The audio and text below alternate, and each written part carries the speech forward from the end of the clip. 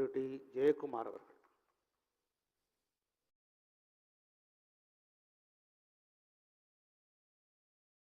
நம்முடைய பொன்மன செம்மல் இதய தெய்வம் புரட்சி தலைவர் டாக்டர் எம்ஜிஆர் அவருடைய நல்லாசியுடனும் இதய தெய்வம் புரட்சி தலைவி அம்மாவுடைய நல்லாசியுடனும் ஆக இருவரும் தலைவருடைய நல்லாசியுடனும் நடைபெறுகின்ற இந்த வரலாற்று சிறப்புமிக்க பொதுக்குழுவிற்கு தலைமையேற்று நடத்தி கொண்டிருக்கின்ற நம்முடைய பாசத்திற்கு பண்பிற்குரிய கழகத்தினுடைய அவைத்தலைவர் அருமை அண்ணன் தமிழ் மகன் உசேன் அவர்களே, பொதுக்குழு உறுப்பினர்களே, தலைமை கழக நிர்வாகிகளே,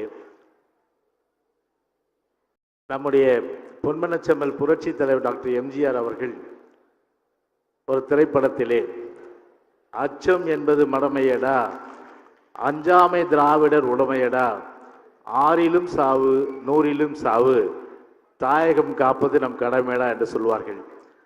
அந்த வகையில் இன்றைக்கு நம்முடைய கழகத்துடைய பொதுச் செயலாளர், வருங்கால முதலமைச்சர்,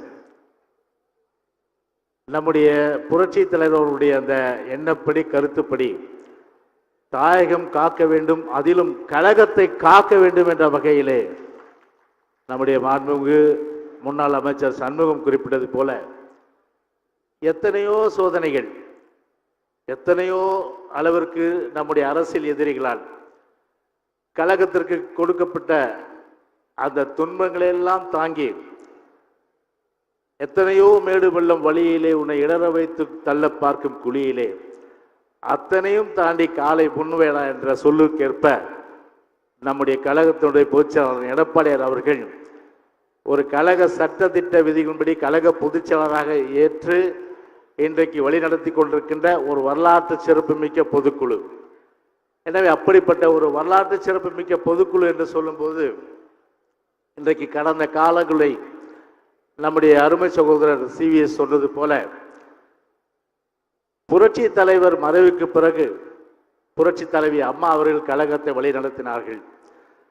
புரட்சி தலைவி அம்மா அவர்கள் தன்னுடைய அந்த கருத்து என்பது அனைத்து இந்திய அண்ணா திராவிட முன்னேற்ற கழகத்திற்கு என்றைக்குமே அழிவில்லை. எனவே 100 ஆண்டுகள் தலைத்து நிற்கும் ஓங்கும் என்ற அந்த கருத்திற்கேற்ப நம்முடைய அண்ணன் எடப்பாடியார் அவர்கள் கழக பொதுச்செயலாளர் அவர்கள் நான் இருக்கின்றேன் 2 கோடி தொண்டர்களை காப்பதற்கு என்று அண்ணன் எடப்பாடியார் அவர்களுடைய தலைமையில் இன்றைக்கு கழக சகோதரர்கள் இன்றைக்கு முழு மகிழ்ச்சியோடு அதுவும் எல்லோரையும் அரவணைக்கின்ற அந்த பாங்கு என்பது ஒரு தலைவர்களுக்கே உள்ள பாங்கு. ஏன்னா அந்த வகையில் எல்லோரையும் அரவணைத்து கழகத்தை கட்டி காத்து வருகின்ற நம்முடைய கழகத்துடைய பொதுச் செயலாளர் அவர்கள் இன்றைக்கு இந்த பொதுக்குழுவை இன்றைக்கு அவர் சிறப்புரை ஆற்ற இருக்கிற நிலையிலே எனக்கு கொடுத்தது 5 நிமிஷம். ஏன்னா பேட்டினா கிட்டத்தட்ட 10-15 நிமிஷம் போயிடுவோம். அதனால் ரொம்ப நேரம் பேச முடியாது. அதனால் ஒன்றை மட்டும் நான் சொல்லுகின்றேன், புரட்சி தலைவருக்கும் புரட்சி தலைவி அம்மாவிற்கும் துரோகம் செய்வர்கள் வாழ்ந்ததாக வரலாறு இல்லை. நம்முடைய இதய புரட்சி தலைவருடைய எம்ஜிஆர் மாளிகை, அந்த மாளிகை காலால் எட்டி ஒதித்தவர்களுக்கு எது என்ன எல்லாம் நிச்சயமாக தெரியும். இன்னைக்கு கட்சி வேஷ்டியே கட்ட முடியாத அளவிற்கு இன்றைக்கு இறைவன் அவர்களுக்கு சரியான ஒரு பாடத்தை கற்றுக் கொடுத்துக்கிற நிலையிலே துரோகம் செய்தவன் வாழ்நாளிலே சரித்திரத்தில் வாழ்ந்ததாக அந்த வரலாறே கிடையாது.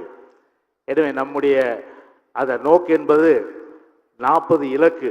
எனவே அந்த 40 இலக்கு என்ற நோக்கை நாம் அடைவதற்கு நம்முடைய தலைமை என்ன வழிகாட்டுதல் செய்கின்றதோ அதையெல்லாம் நாம் நிறைவேற்றி நாளையும் நமதே, நாடும் நமதே, 40 நமதே என்று நம்முடைய இலக்கை அடைய பாடுபடுவோம் என்று சொல்லி விடைபெறுகின்றேன். நன்றி, வணக்கம்.